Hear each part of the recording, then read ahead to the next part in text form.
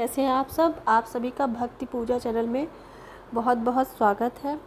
Friends, आज जो है हम लोग बात करेंगे कार्तिक मास की। कार्तिक मास बहुत ही पावन मास है और इस मास में जो है श्री हरि विष्णु जी और माता लक्ष्मी जी की जो है आराधना की जाती है। ये श्री हरि और लक्ष्मी जी माता का मास भी कहा जाता है। हालांकि इसमें अन्य देवी देवताओं की भी पूजा होती है, लेकिन कार्तिक मास में श्री हरि विष्णु जी की पूजा पर विशेष महत्व है। इस माह की कथा के बारे में सर्वप्रथम मैं आपको इस वीडियो में बताऊंगी। फिर इसके बाद में मैं इसमें इसका मास की पूजा विधि और उसके बाद में स्नान का महत्व भी आगे आपको बताऊंगी। तो इसलिए आइए कार्तिक मास के बारे में ये जानते हैं कि क्यों ये महीना 12 महीनों में सबसे श्रेष्ठ माना जाता है। पुराणों में कार्तिक मास को स्नान, व्रत और तप की दृष्टि से मोक्ष और कल्याण करने वाला बताया गया है। कार्तिक मास का महीना जो होता है, यह महीना श्री कृष्ण जी को अति प्रिय है। इस महीने में किया गया थोड़ा सा भी भजन बहुत ज़्यादा फल देता है। भगवान श्री हरि विष्णु ने स्वयं ही कहा है कि कार्तिक मास मुझे अत्यधिक प्रिय है। वनस्पतियों में तुलसी, तिथियों में एकादशी और क्षेत्रों में श्री कार्तिक भी मुझे प्रिय है। जो प्राणी जितेंद्रिय होकर इनका सेवन करता है, वह यज्ञ करने वाले मनुष्य से भी अधिक प्रिय लगता है। उसके समस्त पाप भी दूर हो जाते हैं।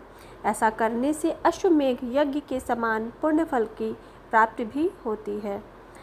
अब आइए चलिए हम लोग देखते हैं कि कार्तिक मास की पूजा विधि किस प्रकार की जाती है। कार्तिक माह में तुलसी पूजा करने की विधि सामान्य दिनों की अपेक्षा अधिक विशेष होती है। इसमें सबसे पहले सुबह ब्रह्म मुहूर्त में उठकर स्नान किया जाता है। इसके बाद में पीले रंग के वस्त्र को धारण किया जाता है। पीला वस्त्र भगवान विष्णु जी को अति प्रिय है। इसके बाद में एक थाली में चुनरी, घी, दीपक, कपूर, शुद्ध जल और गेंदे के फूल रख लेते हैं और तुलसी जी को सबसे पहले जल अर्पित करते हैं। तुलसी जी में जल चढ़ाते समय भगवान विष्णु का ध्यान किया जाता है और इस मंत्र का जाप किया जाता है। महाप्रसाद जननी सर्व सौभाग्यवर्धिनी आदि व्याधि हरा नित्यम तुलसी त्वं नमोस्तुते का जाप करते हैं। इस मंत्र के जाप से तुलसी पूजा शुद्ध हो जाती है और तुलसी माता का आशीर्वाद भी प्राप्त होता है। मंत्र जाप के बाद तुलसी माता को लाल चुनरी उड़ाई जाती है। तुलसी माता को पुष्प अर्पित किया जाता है। घी के दीपक में कपूर डालकर जलाया जाता है और माता की आरती उतारी जाती है। यही विधि शाम के समय भी दोबारा की जाती है। चूँकि इस मास में ब्रह्म मुहूर्त में नहाया जाता है, तो उस वक्त जो है जब नहाते हैं, नहाने के बाद में तारों की छाँव होती है। इसलिए इस व्रत में इस मास में सुबह और शाम दोनों समय दीपदान का महत्व है। इसके बाद में आइए हम लोग जानते हैं कार्तिक मास व्रत कथा। जो लोग कार्तिक मास का व्रत रहते हैं, वो इस कथा को भी अवश्य ही पढ़ते हैं। किसी गांव में एक बुढ़िया रहती थी। वह कार्तिक का व्रत रखती थी। उसके व्रत खोलने के समय भगवान कृष्ण आते और एक कटोरा खिचड़ी का रख कर चले जाते।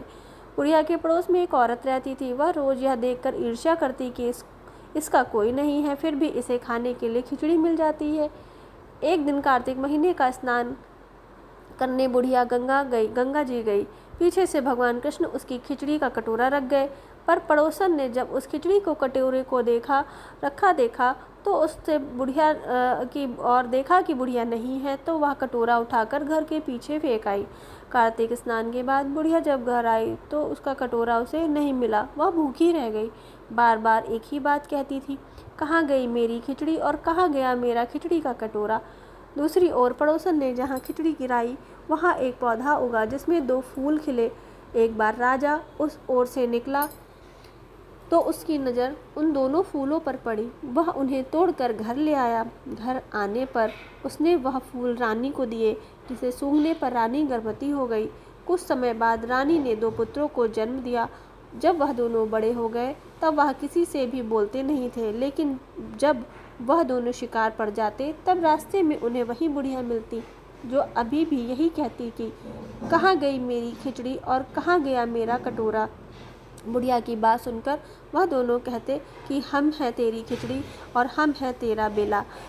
हर बार जब भी वह शिकार पर जाते तो बुढ़िया यही बात कहती और वह दोनों वही उत्तर देते।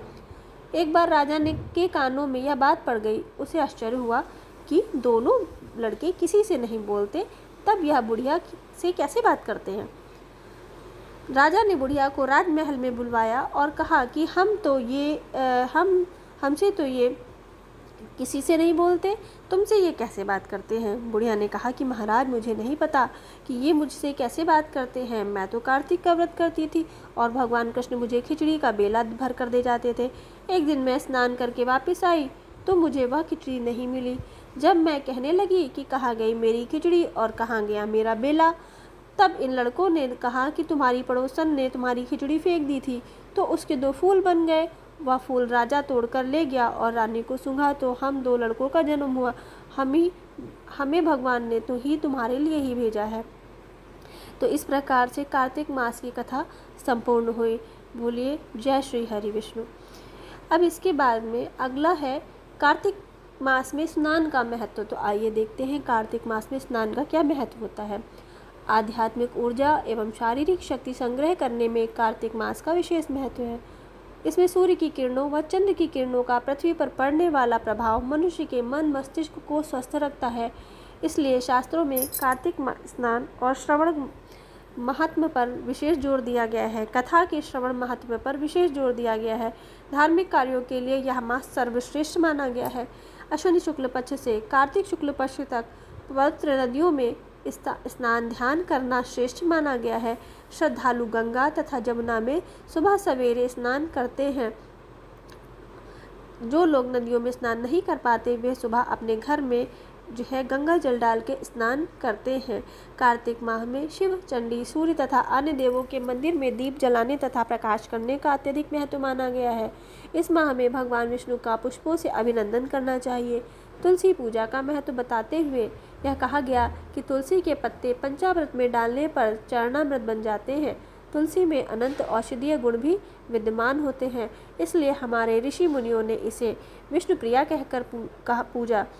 देवशयनी एकादशी से देवोत्थान एकादशी तक 6 माह तुलसी की विशेष पूजा होती है। कार्तिक में तो इसका अत्यधिक महत्व बढ़ जाता है। इस मास में आप जितना दान, तप, व्रत रखेंगे आपके ऊपर श्री हरि विष्णु उतनी ही कृपा करेंगे। कार्तिक मास में कार्तिकेय व्रत का भी अनुष्ठान किया जाता है। स्वामी कार्तिकेय इसके देवता हैं। इस दिन अपनी क्षमता के अनुसार दान भी करना चाहिए। यह दान किसी भी जरूरतमंद व्यक्ति को दिया जा सकता है। इसके बाद में अब हम लोग आइए पढ़ते हैं कार्तिक मास में दीपदान। इस दिन पवित्र नदियों में, मंदिरों में दीपदान किया जाना चाहिए। साथ ही आकाश में भी दीप छोड़े जाते हैं। यह कार्य शरद पूर्णिमा से शुरू होकर कार्तिक पूर्णिमा तक चलता है। दीपदान के पीछे का सार यह है कि इससे घर में धन वृद्धि होती है। कार्तिक में लक्ष्मी जी के लिए दीप जलाया जाता है और संकेत दिया जाता है कि अब जीवन में अंधकार दूर होकर प्रकाश देने की कृपा करें। कार्तिक में घर के मंदिर, वृंदावन, नदी के तट एवं शयन कक्ष में दीपक प्रज्वलित करने का बहुत अधिक महत्व होता है। इसी के साथ में मैं अपने वीडियो को यहीं पे विराम देती हूँ और अभी आगे के वीडियो में आप सभी लोगों को कार्तिक मास की अध्यायवार कथा सुनने को मिलेगी। आपको मेरी इस कथा से कुछ भी अच्छा लगा हो तो प्लीज़ वीडियो को लाइक करिएगा, सब्सक्राइब करिएगा और शेयर करिएगा। धन्यवाद।